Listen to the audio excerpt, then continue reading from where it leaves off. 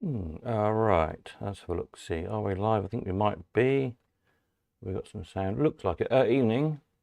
Evening. Is there anybody there? I'm not sure there is actually tonight. I might be here on my own. Worrying. If there's anybody there, give us a thumbs up under the video or type something in the comments. Let me know it's working okay. Is there something on telly tonight? Is everybody busy watching Coronation Street or something? Ah, Peter's there. Evening, Peter. Right. Looks like we're working. Good-o. Yes, I've been busy cataloguing. Evening, Peter, Stella. More spares today. Some good useful bits. There's still some more stuff to do, which I'm trying to finish off tonight. Some more artwork for machines and a load of fortune teller cards. Some oak. Other last bits is the few bits and bobs anyway. Some reel strips and things, springs. Yeah. Evening, Paul. So keep an eye out, but some good bits. Baromet hand and coin acceptor on old penny, very handy. Crane Mercury coin switch. Somebody asked me for a Mercury switch the other day. Some craft ball galleries, quite a few of those. So there's a old penny coin entry shoot thing. I'm not sure what it's off of. Some S10 mechs. Apparently coin controls have stopped making these, so I was told the other day. Pinball springs, a good clown. If you've got a clown machine with a clown missing, with its spinning ball and the bracket thing on the back. I'll photograph the back as well. Lots more locks. Brian's backflash, some motors. These are brand new in the box, as you can see. All-win tray, more little dinky little locks, which are really hard to get for like early wall machines. They'll fit. The tray stems as well. Sometimes there's really tiny little locks. Some of the square Brian's type Yale locks that go on the later Brian's machines. 2 of those. Some bandit bases. Some tin plate eggs if you've got the little egg machines. It's used for a bit of payout shoot for an all-win. I think it's probably Kit Kat size by the look of it. 4 crown top, a high top Mills, and it's a Mills one, an MLB stamped one. Jackpot shoot, etc. Brand new Jennings clock, unused. Yeah, so there we are. So that lot is what I've been busy today, cataloguing and photographing. Pete says you can get S10 copy mechs from Arcade World. There you go. These are on, what one these are on? These on Dutch coins, I think, but it doesn't really matter. You can change them. I used to change them, put them on an old penny. But there's some there. I'm not sure what these things are. I'm sure they're pinball castings, weird looking things. Anyway, if anyone knows what they are. They look oddly familiar, but I just can't think what they're off of. They're sort of 5-inch long pointy casting things. But anyway, somebody will know where they're from. Evening, Gary. Yeah, so following from that little film I did Sunday night that we found about the Yarmouth in the 30s, been rummaging around finding all sorts of more interesting little films. I'll collect them all up for when we get this section of the website going about sort of attractions of the past, amusement parks and piers and fairgrounds and one thing and another. Because there's loads of clips all over the internet, but they're not organised in any way really, so you sort of stumble across them. You find one, then you find another, and so on. So I want to kind of put them all together really. So that's my plan. So I'm busy collecting them up. Oh yeah, these things, what are they? They look familiar. I think they're for pinball machines. Anyway, I digress. So I found another nice little film about, it's 1964. Again, I'll put the link below when I finish the video. I'll change the description. I forgot to do it before again, and add in the link to where the video comes from. It's a British Pathé film. It's about 5 minutes long, but it's great. There's some great commentary as usual on these little films, and it's kind of about all the marvels of slot machines of 1964. So what I'll do, I won't comment over it because the commentaries are rather good. If I stick my headphones on, I can hear it as it goes along. I'll turn them on. Yes, they're turned on. And then comment below. We'll chat as we go along in the comments rather than me speaking over the film. That makes sense. So let me click the right button and hopefully this will work. I think it's this button here. Yes, it is. Baffling, isn't it? This mechanical masterpiece which only the scientists really understand. Frightening too, for this invention, this brainchild of the boffins, has created a new disease, the slot machine fever.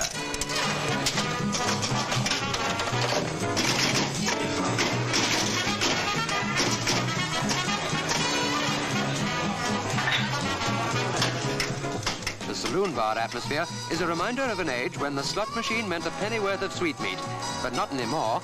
Now it's a revolution which has become part of our daily lives. A revolution which hinged on the simplicity of inventions like this, the coin testing mechanism which is fitted to every machine. But don't be fooled by its simplicity, for this ingenious device has those slot machine pirates stumped.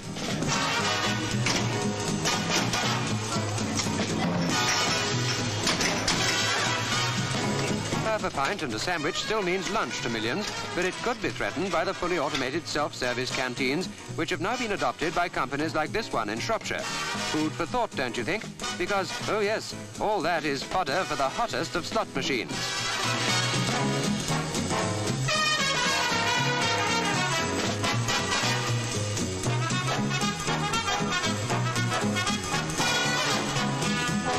Even if you still fancy that gourmet's line-up on the bar, you must admit that this appetizing spread would certainly go down well. And if you don't believe us, then ask the hundreds of workers who use this quick-service canteen every day. Or even better, study the menu.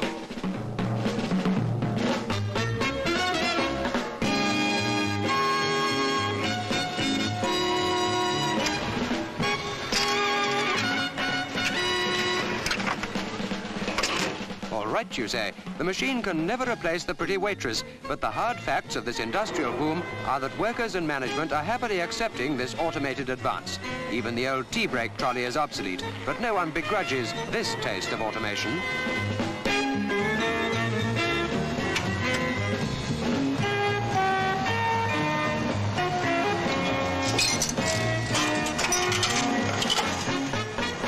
Raise those paper cups and drink a toast to the scientists. They've created this slot machine fever, and like it or not, it's here to stay.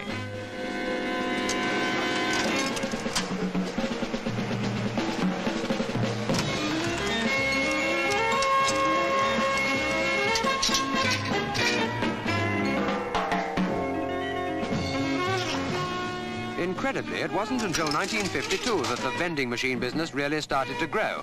Now it's a multi-million industry, with British brains rapidly catching the Americans and Germans. Round-the-clock service, automatic supermarkets, these are the realities which are emerging. It will all be so simple, in fact, as dialing a number.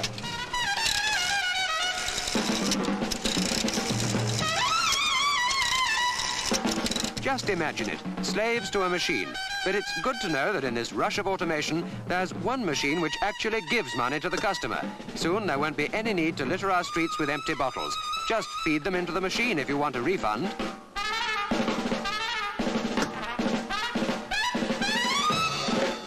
A money-back machine. Sadly, though, it's just an isolated invention in a slot machine boom which has brought prosperity to men who took a gamble a decade ago.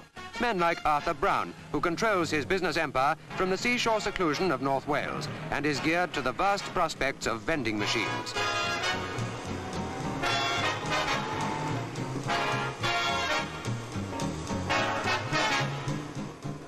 Already he's launched automatic cafes, soon it'll be supermarkets. Here's a man who's spread the slot machine fever and even caught it himself. You see, there's really no cure.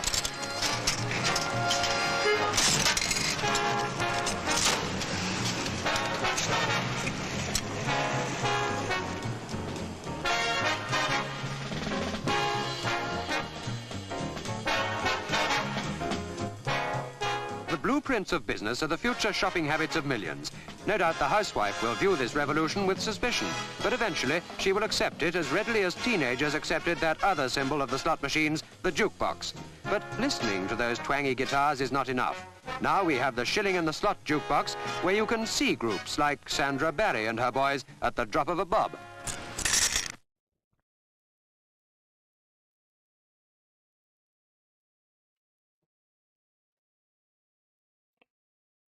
Yeah, there you go.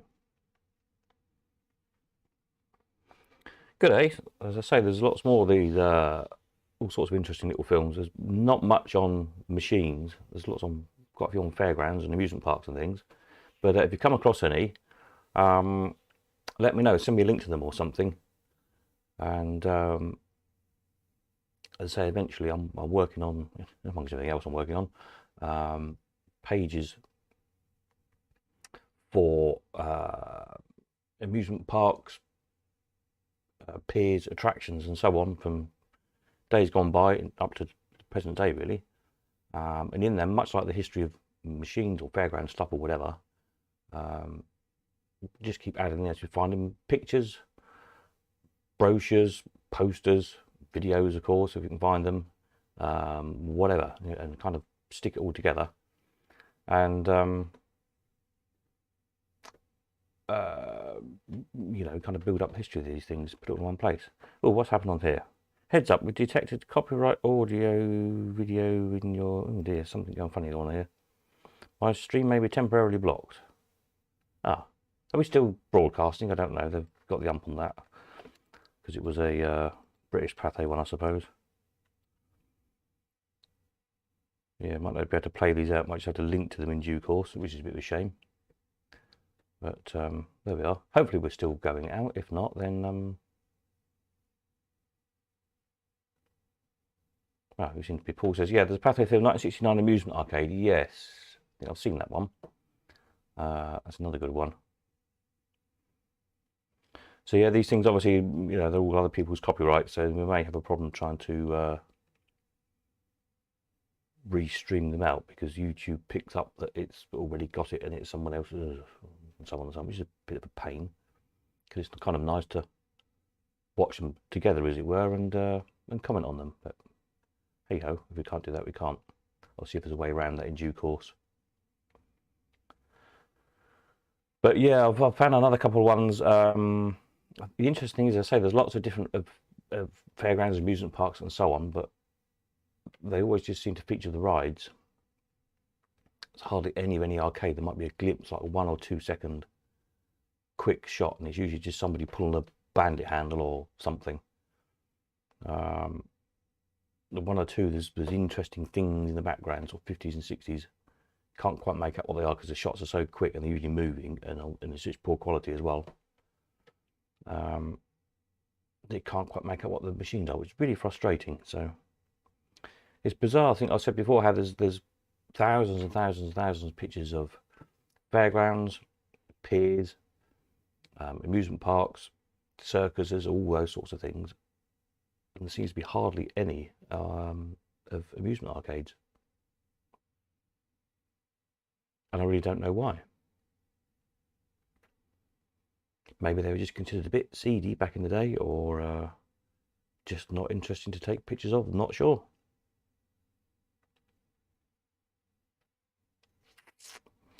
There's a few Crompton's factory. Oh yeah, I've seen those ones. They come from, I think somebody managed to get them from the Crompton family, didn't they?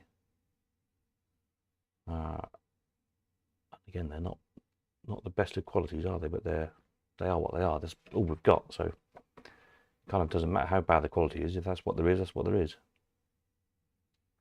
So yeah, again, like that Crompton stuff, I could put links to those on the Crompton's page and so on and so on.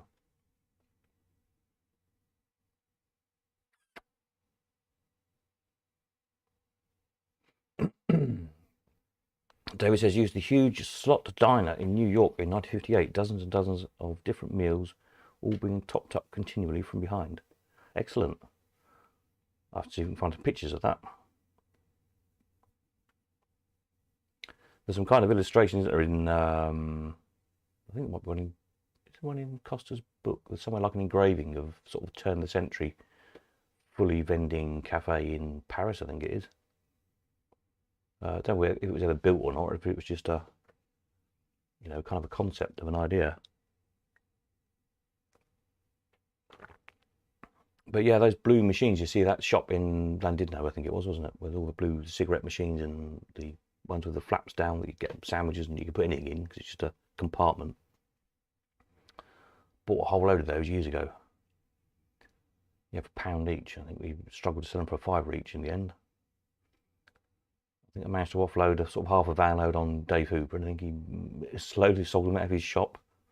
I wonder where they all are now, but they were in we had some cigarette ones and some chocolate ones, which were brand new, never been used. They've still got the brown paper behind the glass on the inside. They were locked. We didn't have any keys, unfortunately. But they were brand spanking new, really good condition. The paint on them, they've been dry stored for years. So but I don't know where they are. They all must be out there somewhere. Someone's got them. But at the time, there wasn't much interest in vending machines like there is now. They've really picked up over the past few years in price. Interestingly. But yeah, I thought it was quite a jolly little film. There's another good one of a robot hotel or something, which is sort of vending machiney, which is quite amusing. So we'll look them out. But yeah, I don't know if we're going to keep coming up with copyright things. I might end up getting banned from YouTube or something, so I'll have to be a bit careful.